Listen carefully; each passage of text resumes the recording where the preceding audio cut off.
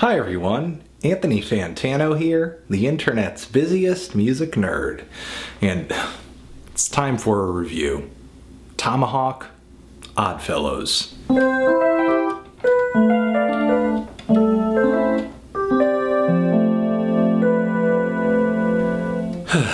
Tomahawk is an experimental and alternative rock band. This is their new full-length LP. And the band started as a collaborative effort between Dwayne Dennison of the band The Jesus Lizard and fantastic, multi-talented vocalist Mike Patton. Vocal phenom, really. As well as Trevor Dunn, who has also worked with Mike Patton in groups such as Mr. Bungle, and who some of you may remember as playing upright bass on quite a few tracks off that new Melvins album. And something I didn't even realize until this review, because I'm a complete fool, it is actually that this band features the drummer from Helmet and Battles. So, I mean, because of all of this experience and all the numerous groups that all of these people have taken part in over the years, I mean, this is just not Tomahawk's fourth full-length album, but really a group of guys with just years and years and years of rock and experimental rock experience coming together to create a full-length LP. Between these four guys, there are just too many different bands and projects to count, and some of them completely different than others. I mean, dudes like Mike Patton, versatility is pretty much their calling card. Not to mention the fact that this band's last LP had some really strong Native American music influences.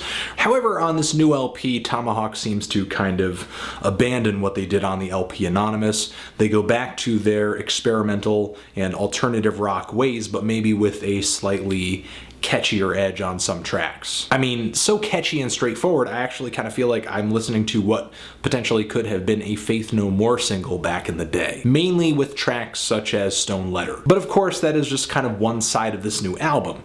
Being a Patton-fronted project, it should be assumed that this record overall is pretty versatile and jumps all over the place stylistically and emotionally. All over this LP, there are different singing styles, levels of weirdness, songwriting approaches, as if the album title were like a reference to what these 13 songs feel like as a group. But Oddfellows still is not really the weirdest album that you're ever going to run across. I mean, even at its weirdest, Tomahawk is able to kind of keep all of the tracks on this album around the 2 to 4 minute mark. Now, even though alternative rock is not the most shocking, adventurous, or exciting of genres, I feel like Tomahawk makes a pretty convincing argument for the exact opposite. They are able to sort of adventure outside of the box on a lot of tracks here, but still stick to alternative rock's modern, catchy hooks and riffs. The opening track on here, Oddfellows, has this 7/8 timing on the verse with this really awesome kind of heavy,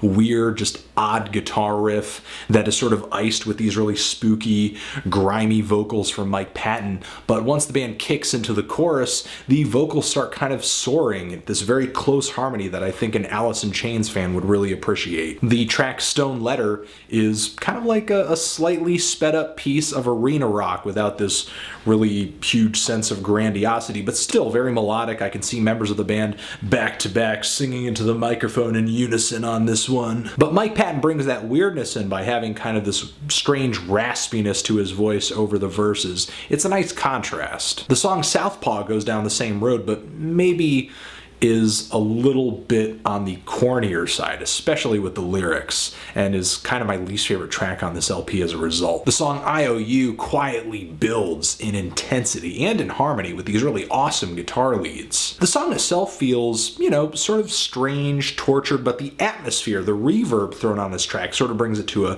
another level of cavernous sadness. The song 1,000 Eyes comes on slow as well, and it just sort of, you know, hit me, especially on this song, that sometimes Tomahawk is just really, really great at sort of building that intensity in a slower moment. I love the pace that these guys are able to work at, but still kind of keep the track engaging.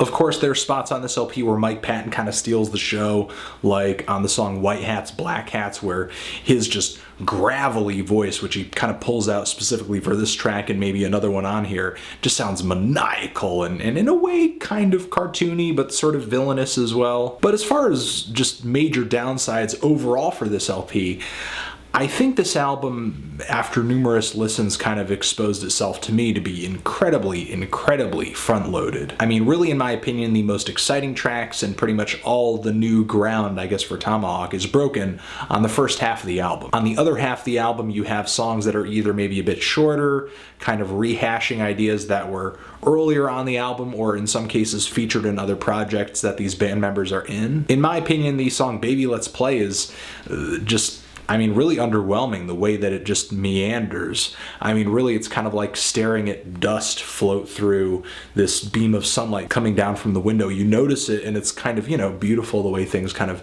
hang in the balance in that beam of light, but still it gets kind of, you know, after a while. And the closing track on here is this kind of weird blend of hard rock and surf rock with vocals from Mike Patton. Really, this is the only part in the entire album where I actually find his singing to be sort of borderline obnoxious. I mean, it feels kind of tagged onto the end of the LP because it doesn't really feel like it would flow into any other song here. Oddfellows is definitely one of Tomahawk's more diverse efforts, but there are just some songs on here that don't reach that experimental or adventurous level that I've always heard from these guys. I'm feeling a strong 6 to a light 7 on this album. If you've given it a listen, did you love it? Did you hate it? Why? And what do you think I should review next? Anthony Fantano, Tomahawk, forever.